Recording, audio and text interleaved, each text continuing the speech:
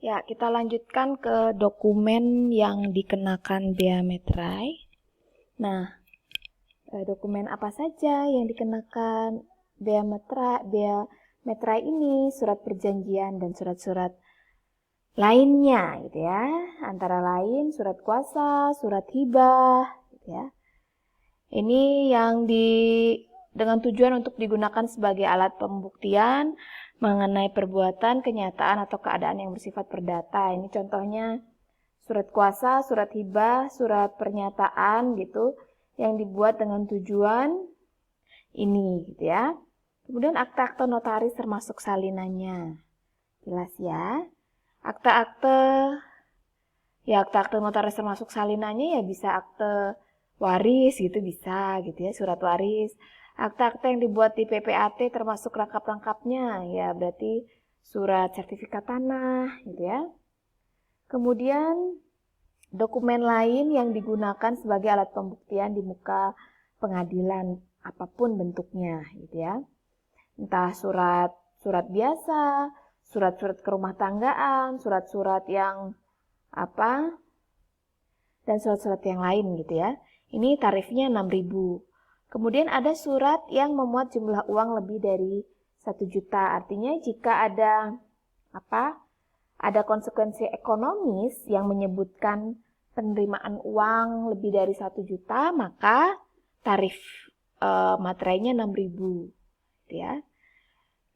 Tadi dokumen-dokumen yang di sebelah kiri ini, surat perjanjian, akte notaris, akte pejabat PPAT, akte dokumen lainnya, ini 6.000 juga.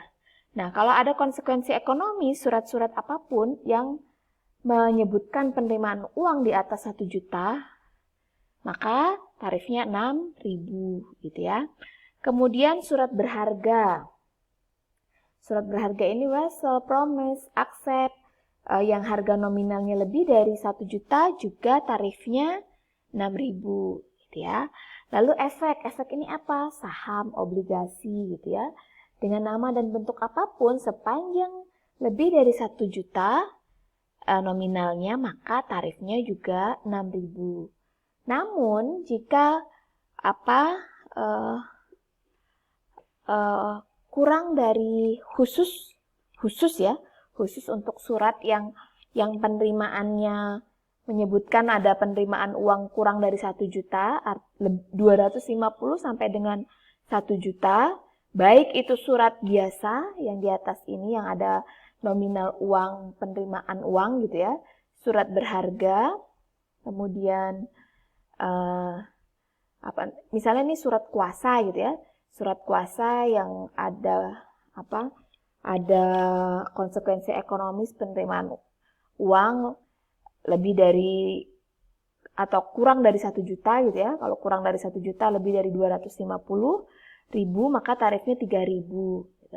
Surat berharga juga begitu, kurang dari antara 250 sampai 1 juta, tarif memeterainya 3.000. Efek juga begitu, 250 sampai 1 juta, tarifnya 3.000. Nah, bagaimana kalau kurang dari 250.000 ya tidak kena bea materai gitu ya. Nah, sehingga ini tarif bea materai yang dikenakan. Kemudian ada juga yang belum tertayang di sini gitu ya. Yang tarif bea materai 3.000 ini cek dan biliet giro dengan nominal berapapun tetap 3.000. Kalau mengeluarkan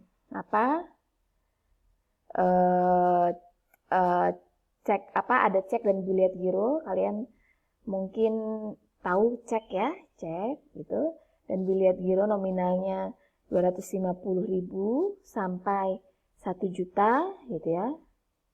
Sampai 1 juta, sampai berapapun gitu ya. Khusus untuk yang 3.000 ini, cek dan biliet giro di atas 250.000 nominalnya maka tetap 3.000. Kalau 1 juta ya tetap 3.000.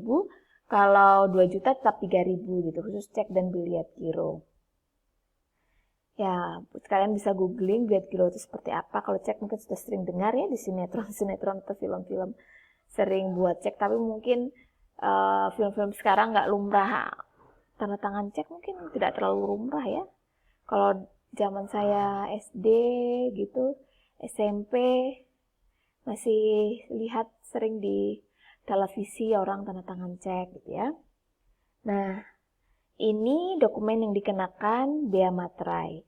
Jika ada pertanyaan, silakan diajukan di kolom komentar atau di situs kuliah di forum chat yang saya buka. Kemudian setelah ini ada bukan objek bea materai. Menurut Undang-Undang Bea Materai Pasal 4, atau istilahnya berarti bukan objek yang tidak dikenakan bea materai gitu ya, atau pengecualian bea materai. Dokumennya berupa surat penyimpanan barang, konosemen ini seperti bill of lading. Jadi di kapal, kalau ngirim barang surat muatan barang di atas kapal, jadi ngirim barang melalui kapal gitu ya. Jadi ada syarat kontrak pengirim dengan si kapalnya itu gitu ya. Jadi di kapal, barang yang dikirim lewat kapal itu isinya apa aja gitu ya, bill of lading gitu. Ini tidak kena bea materai. Surat angkutan penumpang dan barang dikecualikan juga, bukti pengiriman dan penerimaan barang, surat pengiriman barang untuk dijual atas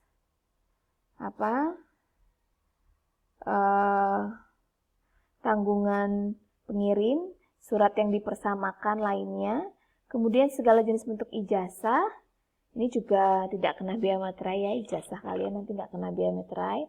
Kemudian termasuk surat tanda tamat belajar, tanda lulus, surat keterangan telah mengikuti pendidikan, latihan, kursus, penataran, itu semua segala bentuk ijazah ya namanya, itu tidak kena bea materai. Kemudian tanda terima gaji dan ya sejenisnya sehubungan dengan pekerjaan atau ya slip gaji itu juga tidak kena. Tanda bukti penerimaan uang dan kas negara atau Pemda, ini bukti pembayaran gitu ya. SSP gitu, SSP surat setoran pajak, kwitansi semua jenis pajak, tanda penerimaan uang untuk keperluan organisasi intern, dokumen yang menyebutkan tabungan, pembayaran uang oleh bank atau koperasi, surat gadai, tanda pembagian keuntungan atau bunga dari efek, ini juga tidak atau bukan objek bea materai ya. Nah, kemudian siapa sih subjek bea materai? Subjek bea materai ini pihak-pihak yang menerima atau mendapatkan manfaat dari dokumen tersebut, kecuali pihak-pihak yang bersangkutan menentukan lain. Nah, misalnya kalian membuat surat kuasa untuk meminta teman kalian yang lain melakukan KRS gitu ya. Dulu waktu KRS-nya masih di kampus begitu ya. Bukan KRS online tapi KRS kampus. Aku masih di kampung, tolong KRS-kan gitu ya. Nah, di dalam surat kuasa KRS kalian itu mengandung nilai ekonomis. Minimal kalian boleh KRS jika sudah membayar SPP tetap. Ya, SPP tetap gitu, misalnya 2.500.000. Artinya, di surat kuasa kalian yang meminta teman kalian untuk melakukan KRS di lab bawah, itu artinya ada konsekuensi ekonomis, ada nominal uang di sana sejumlah SPP tetap 2.500.000 gitu misalnya ya. Nah, sehingga wajib menyertakan materai sebesar 6.000 karena di atas 1 juta gitu ya. Siapa yang menerima manfaat? Ya, yang memberi kuasa menerima manfaat itu kan manfaatnya kalian nggak usah harus ke Jogja gitu ya, menguasakan ke orang lain. Jadi yang bayar materainya ya kalian, bukan Atma Jaya gitu ya. Nah, inilah subjek bea materai. Semoga bisa dipahami maksudnya siapa pihak-pihak yang menerima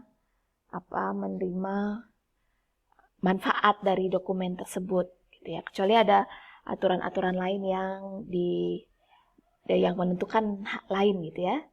Oke, sekian video yang kedua. Sampai jumpa di video yang ketiga. Terima kasih.